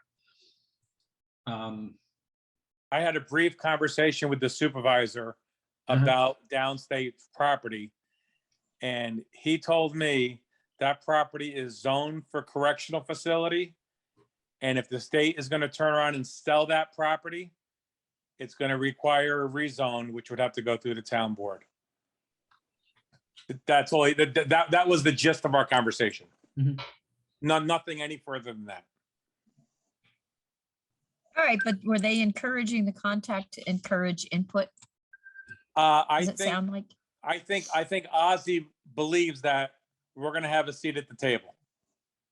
At least that's going to be the goal. And does it have historical aspects? Hey, way I don't know. back when they wanted to put the prison in, we rezoned it for prison. Yep. It was not always prison. Right. All right. That's a pretty So specific the zoning. town rezoned it to get the prison in there because we wanted the population. Yep. You got to remember when that all happened, so. I'm sure we can rezone it anytime. It is an Yeah, interesting designation of a zone, because usually it'll be a little bit broader, like institutional, where you could have at least something other than a prison, but having a single use zone is not too common. Yeah, that is unusual. And Jonathan, I'd Ozzy recheck could to have see been if that's what the embellishing too, zoning so I'm is. not sure.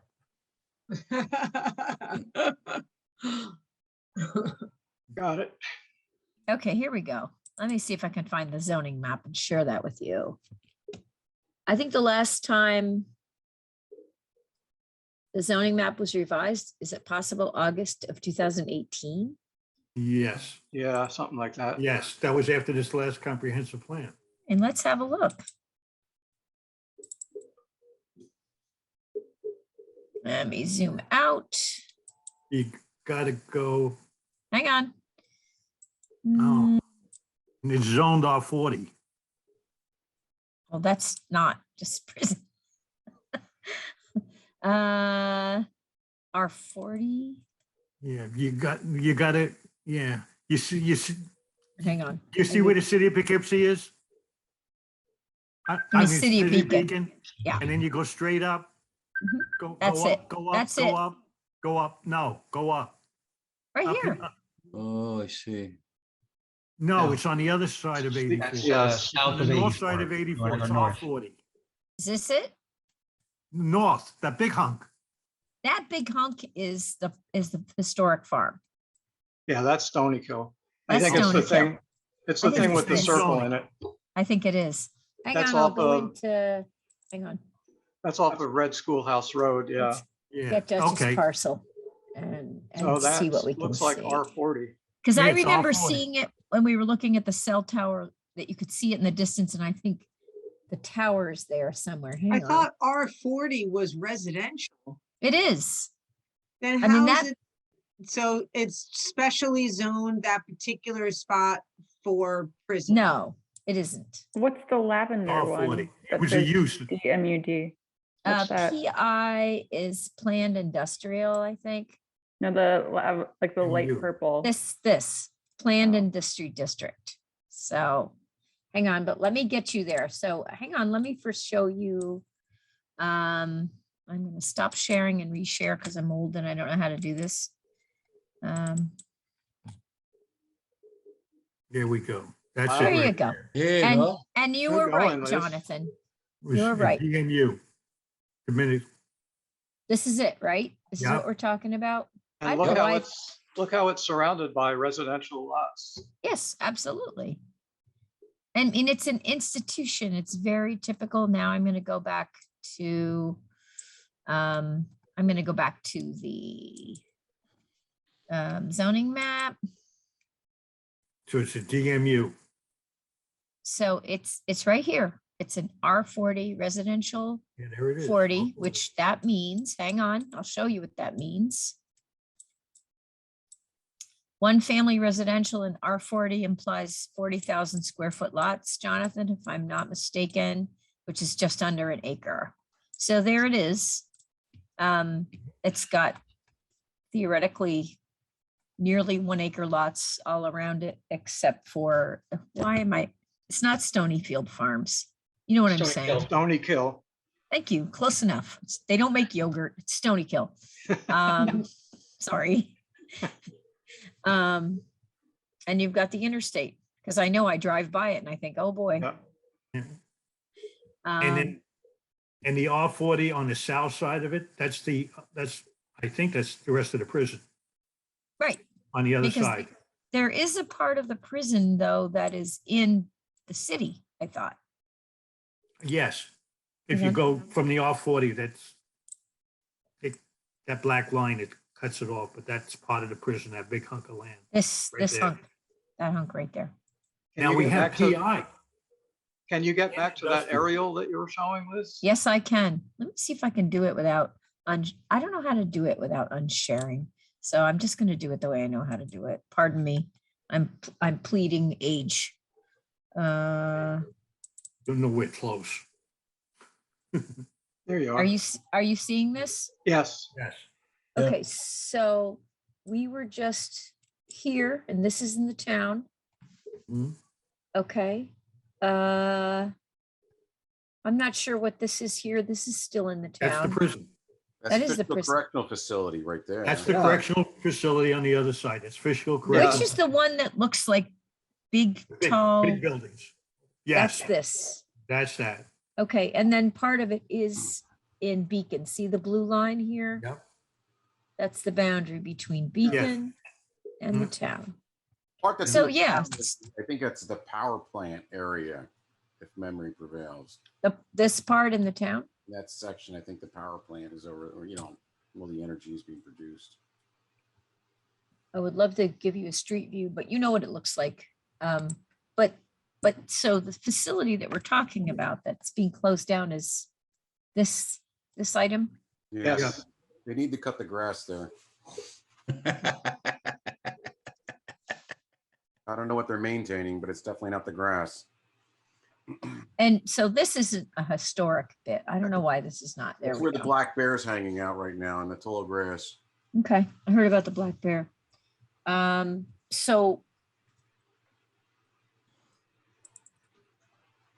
So this isn't an older, this is a newer design. So there's probably no historic. There's no Value. historic and they didn't put any asbestos in. Okay. Right. It's a fairly new facility. That's why I was surprised when they actually did say they were actually going to shut it down. Which also makes it perfect use for converting it into anything. And maybe because that's why this facility and not Don't the say older one anything. across the road, because the older one across the road Would have probably is, remediation issues. yes, it's probably Right. got some brownfield issues. So Yeah. And this one's not. This one is one fairly doesn't. new. this is This- fairly clean. This Right. one went into existence in the early 70s. And then I Okay. think it had an update after that. Yeah, but sometime. I'm saying when it went into existence, everything was. Right. So Now, maybe the central building and then they built these units on the outside. It was all done together. was all done together. And one of the things, they made it more secure. So that Because downstate. when it was prison first opened, somebody facility- escaped and they That put him in the downstate, field over there. that downstate prison facility on the west side and on the east side, or north side and the south side, is a total of 100, just under 100 acres altogether. Is that the one we're looking at right now? Correct. That's pretty large. Yeah, it's big. It has plenty of parking. Yeah, but Yeah. if people are going to be living in these things or whatever, not that you're going to much. need a lot more parking because a lot of the Oh, people yeah. that stay here aren't driving. Not that- Sorry, they have visitors, but they don't take up Liz? that much parking space. Liz, if you back up a little bit with your picture. Mhm. I went Come too on. far, didn't No, I? not gonna do it. All right, but you have an area just off of Route 52, which is a planned industrial, which might be an area we want to look at for some, talk about for some Which site, Fred, off of 52? Which one are you referring? you know, where the, Next to John Deere. yeah, across from John Deere. Are you referring over there by the transfer station? on Yeah, the 52? transfer station. What about it? That's taken. What is left in there? You've I got, said the transfer station's new, but what else is in there? well, on the Fishkill side, not really much development at all. That sits in between, that sits in between 52 Old Glenham Road area and the rail runs through there as well. Well, I'm talking about going towards Beacon. If you're headed into Beacon, left-hand side, correct? Yeah, you have the transfer station. Guys, Correct. the transfer station is for the garbage. Yeah, the transfer station sits in Beacon, and on the east side of that property is the Town of Fishkill, and you got rail running through there. That's what I'm saying. You I've got- lost you guys. I'm going to go back to the aerial. That's not the aerial. I know, no, I'm going back there. I don't know why it's being like this. Okay.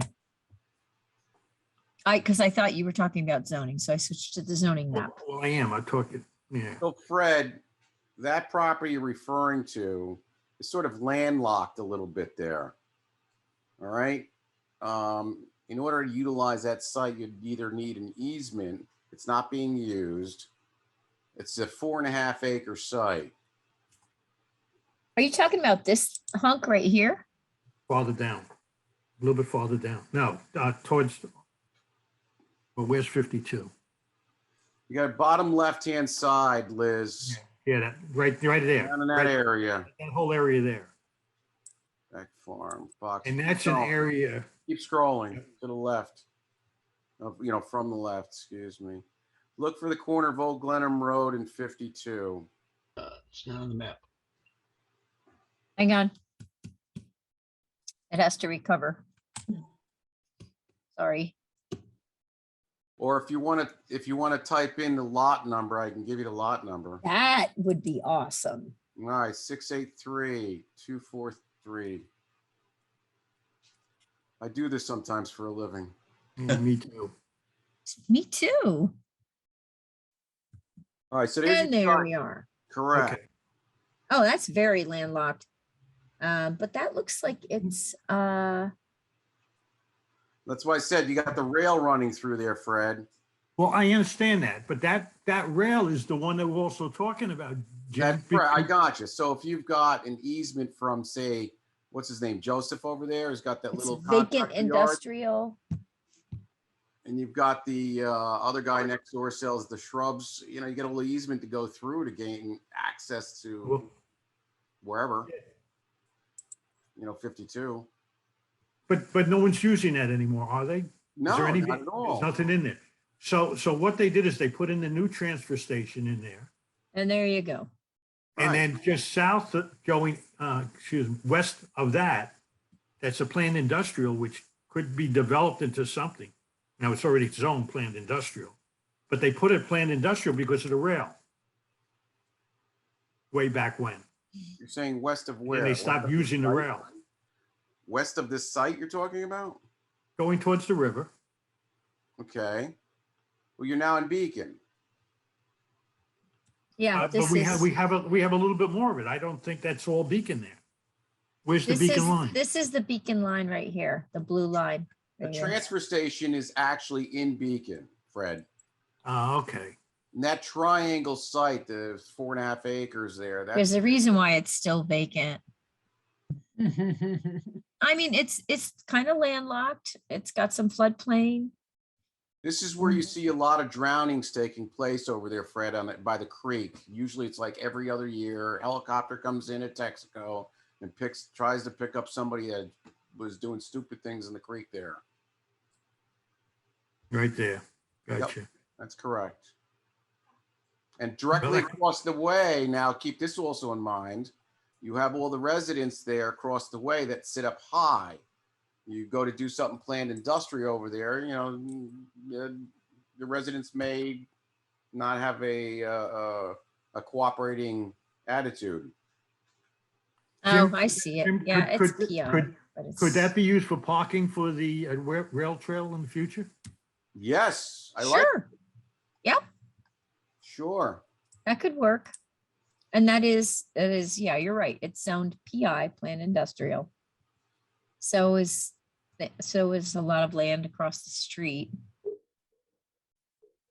Got that across the street there, I think, is the Oak Glenham Road that comes out here. That's Gary Joseph's place over there, I believe. He's got a little contractor yard. He sells stuff in and out of. That's Texaco that you just clicked Yep. on. I see. You can click through all you want. I'll tell you everything you want to know about every And property. that's more, Yep, that's where all the Texaco. buildings were. okay. Anyway, I think we have a pretty good idea of some of these redevelopment sites. I think that the ideas for the prison, it can't hurt to write those things up. I think if it was going to end up becoming something other than our 40 would not allow business development. And I think you'd want to look at that area and see, would it be amenable to that? So you've got, you know, would it be more like a resort type development? You know, you've got Red Schoolhouse Road, so people might be a little sensitive to having more traffic in there and lots of businesses, but you know, if it was, say, multifamily with small business or something like that. But right now it's an R40. A mixed use is what you're saying. Right, Yeah. that's what I was proposing, was a mixed use, a bit of residential, a bit of commercial. Mm. So something I think what you're trying to think of there, Kevin, you know, sort of a lifestyle community, ultimately where it work, live, play sort of a thing. Anything along those lines is pretty much, you know, I kind of like where, like the village has, like you have a business at the bottom and then you have apartments at the top. So, but also I like the ideas of, you know, you can have a small stall that you can do a part-time gig at that's not going to be overly expensive, and you could be an entrepreneur on the side. But then you can have maybe a little bit bigger ones. So yeah, mixed use. Sure, there's plenty of room for park, you know, there's a lot of open space. Yeah. So I'm going to Brian, you still on the call, or reshare. Is Brian, is Brian on the call at all, or anybody? John's still on. John's still on. Yeah, John's here. John, is it who's been the point person talking with the state about this? Well,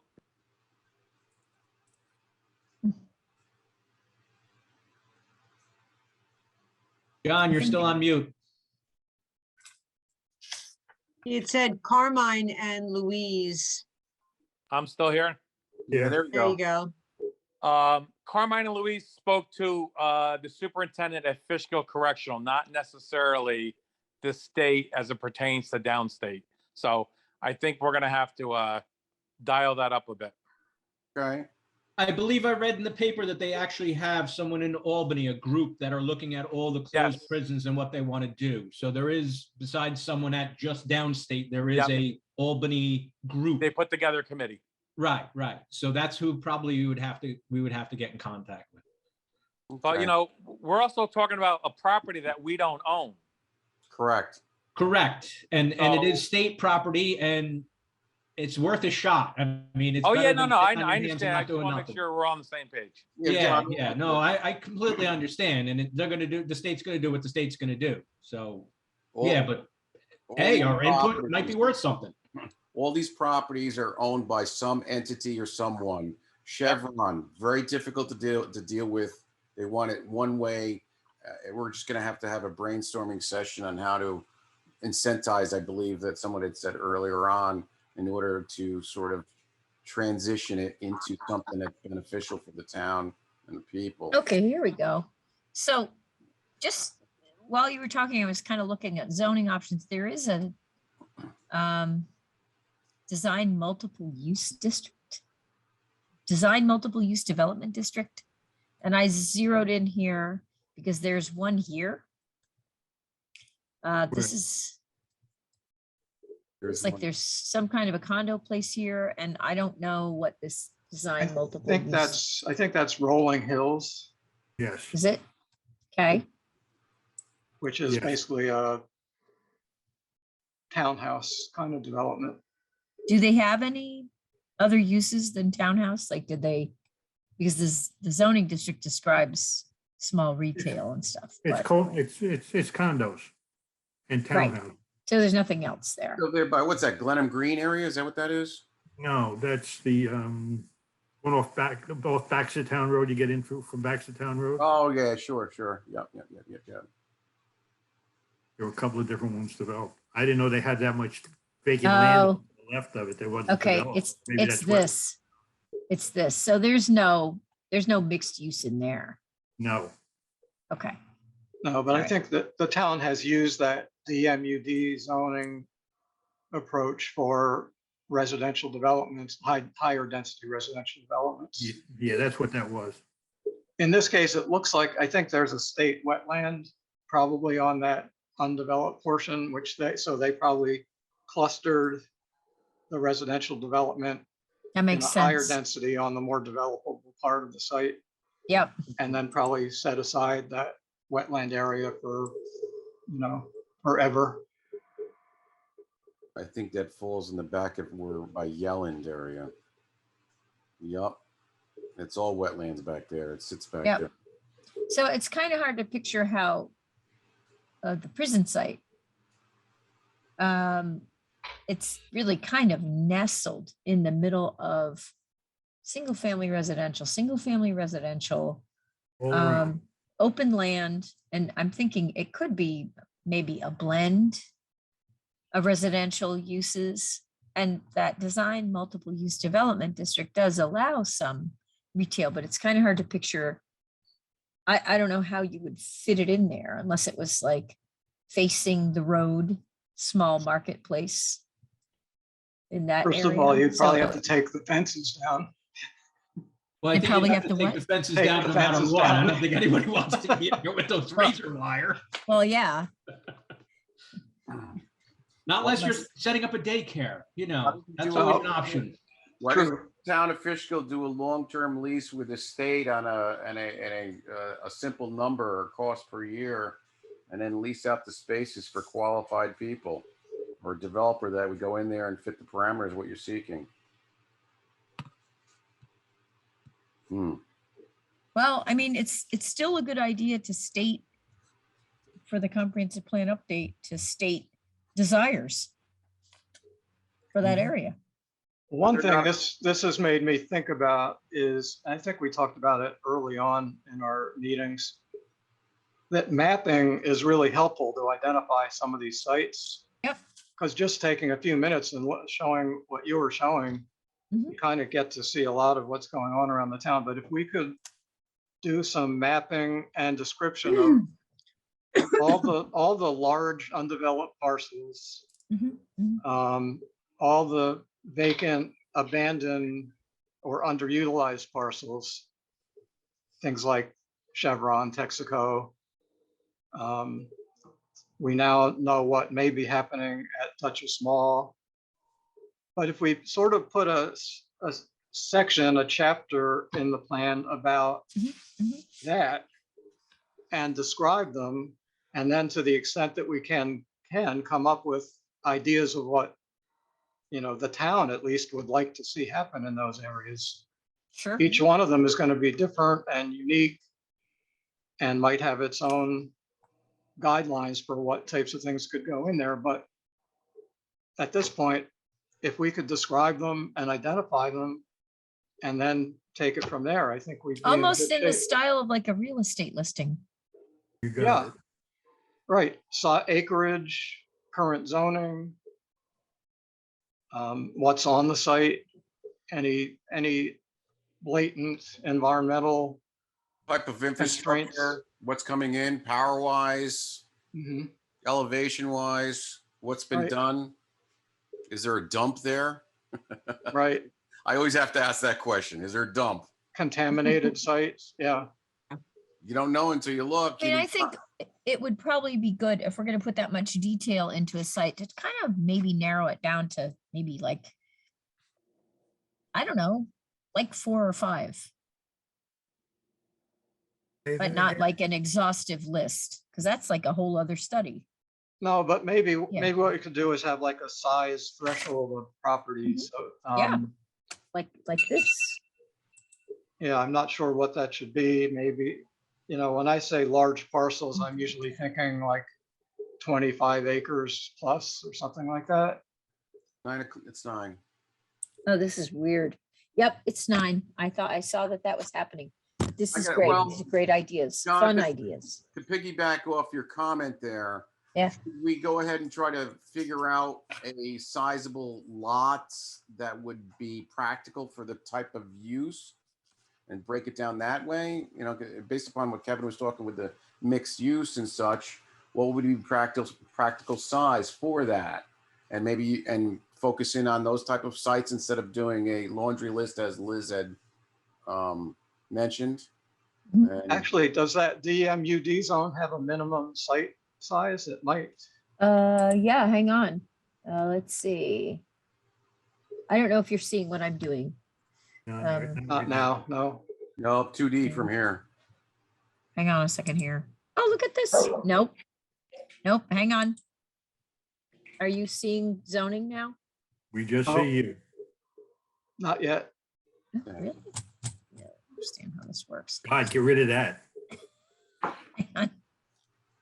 Hang on. Sorry, guys. I'm No, that's All all right. right. so I don't know what you're I'm trying to find the little spot that lets me to share and unshare. Oh, wait a minute. You're not going to play that old card again, are you? I am playing the old card. Sorry. My son would say, Mom, just click around. Now can you see the zoning? Nope. No. No. Really? Just send it to us. I don't know if anybody There we noticed go. that in. There you in- go. No. In Oh, the we got- chats, Yeah. Teresa There's the- actually had given There it some is. examples of other facilities that had been turned into mixed use Yeah, in that the was, chat. So those are, yeah, just any, I don't have anything in specific in mind, but anything along those lines that are, right. Good job, Good. Teresa. Thanks for the input on that. Yeah, and I'm not seeing, when I look at the design multiple use development, a design multiple use development may be constructed in any district except the R4A district, subject to the provisions of this section. Yeah. Minimum site size, parcel of land adequate to accommodate 100 building lots of the minimum lot size normally for one-family detached dwellings. So it's Which is 50, an R40. 50 building lots. So it's going to So say it- 50 building In lots. so that's R40, we're talking, a little under an acre. Oh, except if it's served by public water and sewer, then it can be like half that size. What is the acreage? so it'd have to be about 91 plus acres. So for 91. example, Oh, in that's a R40, if you take significant- 40,000 square foot times 100 and divide it by 43,560, ends up being about 92. Keep in mind now that when I would mention it was just under 100 acres, that it was divided between 84. I mean, the larger parcel is on obviously the north side. Okay. So just. Yeah, this hunk is 99. Are you guys seeing the? No, it's the total. See where it's outlined for the yellow on both sides? Yes, I see. I Yeah. see. Yep. Goes Yes. 99, so it would meet that. Yeah. As a matter of fact, when that was being built, 84 was not complete at that time.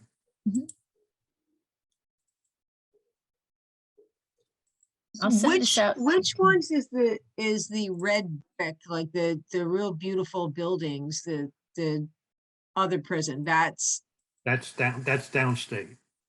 downstate. That's the older one, and that Yeah. is. No, it's Fishkill Correctional. Fishkill Facility. Correctional, right? That's Fishkill Correctional? Yes, and Downstate's Right. downstate. the Fishkill Correctional Facility, you know, the QWL, the Quality of Life Building on Red Schoolhouse Road you talked about earlier, is encapsulated in the parcel of Fishkill Correctional Facility. It is not part of downstate, Right. even though it's used by them. Yes.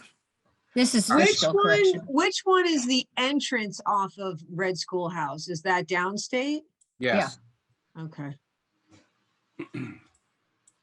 And they're not connected in any, like they're two completely different facilities. See, this is Red Schoolhouse Road. Yeah. It goes underneath I-84 and goes along here. Yep, and then goes out to 9D. Yep. Why don't they have sidewalks there? Good question. Well, if we did a mixed use, that would be definitely something to consider at that point. Yes. Now But, you're fucking Kevin. Now you talk. you know, hey, come on. Prisoners Gotta think don't about need it. So you sidewalk. brought it up, so. Prisoners don't need sidewalk. I like it. I think we've got a good list. We could start doing some profiles on these. I don't know. I feel like I miss the whole corner store concept, but it seems to be that corner stores are now, you know, like a gas station Yeah, with a mini mart. convenient. And that, all that other big piece of land there, that That goes is with the- the farm. That goes all with the farm. Yes. It's all, If you you know, said Stony Hill Educational Farm, Liz, that would be acceptable. What would be acceptable? If you said Stony Stony Hill Educational Farm, Right. Okay. not it's yogurt. it's the only I farm we know. really have in I know. Fishkill. Yeah, but I guess what I'm having trouble with is picturing this.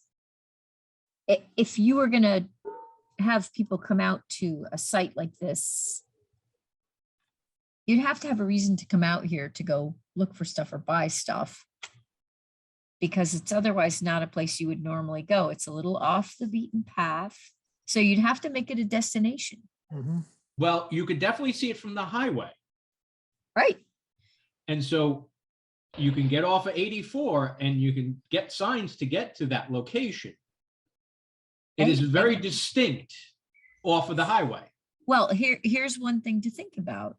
You know, what if it was like some indoor recreation, like climbing walls and stuff like that? I mean, Absolutely. Anything along those lines. They have that huge, Why I like complex, mixed that use is sporting people are also complex. living there, which also brings people in. Hey, But I- just a quick aside, you see that, it looks like a floodplain on Old Castle Point Road. Looks like a lake, a little pond. this, yep, You're right there. That's town property. That's a town park. In case any of you never been there.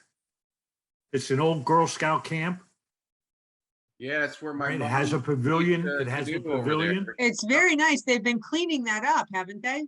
Oh, yeah, they put the bridge in and it's they Beautiful. got nice let's turn parking. off the floodplain so you can see more. Well, There you go. There's a lot of But- nice lawn but, area yeah, and buildings. that whole area there is a town of. Fred, town of wasn't that a Fishkill camp? Park. That was a camp back in the day. Wasn't it a Girl Scout camp? Yeah, that's what I just said. Yeah. Oh. I mean, I'm not your age, but I did do a little history. Hey. Is it open? There's more use than when you were around. I know. My mom used to teach the people how to canoe over there in that pond. We're in that little And- lake And thing. then the property that's just north of that is Probably the, It's still part of the Castle Point farm. Hospital. Yeah, the Is it? hospital. No, that's all part of, that's at New York State Lease. That is, Stony Okay, Hill. we have, where's the? still ca- Stony Kill, Is Yeah. that Yes. open?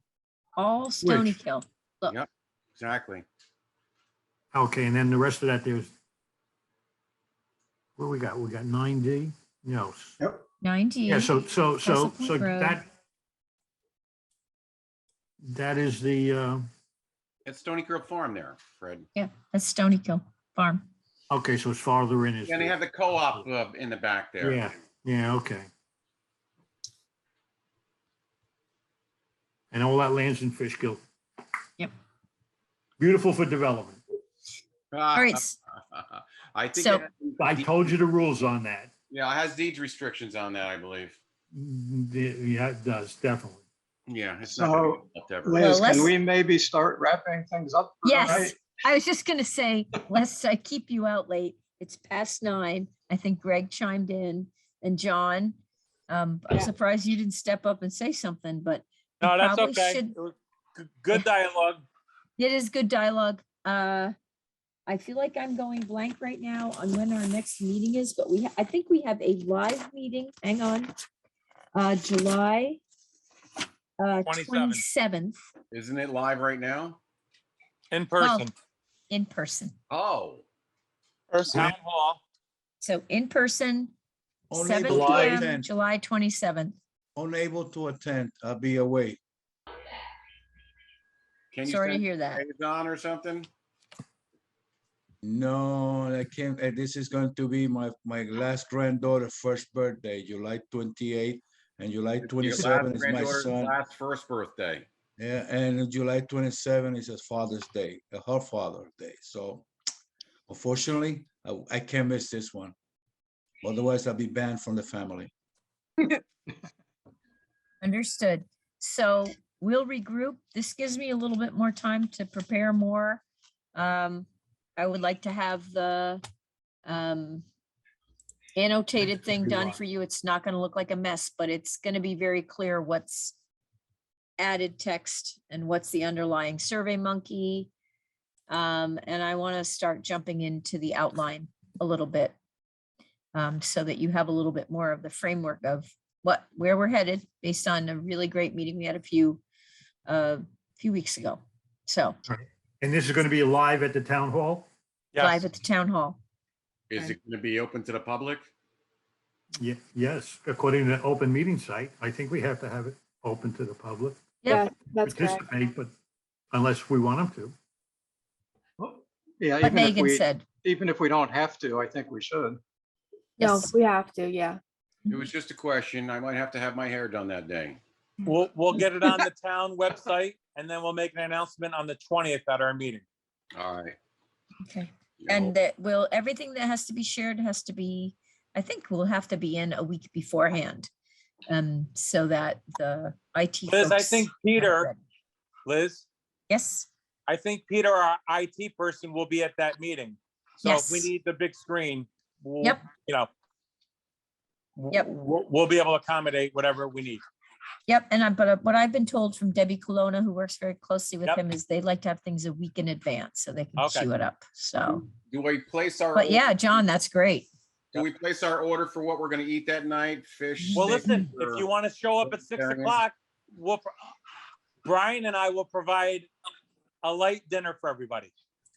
Really? Yes. Okay, good. In that case, I cancel my trip. Eddie, you have to get a to-go bag. So 6 o'clock, we'll meet for dinner, 7 o'clock meeting. Love it. Let's do it. Excellent. Is that lobster and steak and wine? Now you're I didn't one say here what we were ready gonna to- serve. I said we were gonna serve something.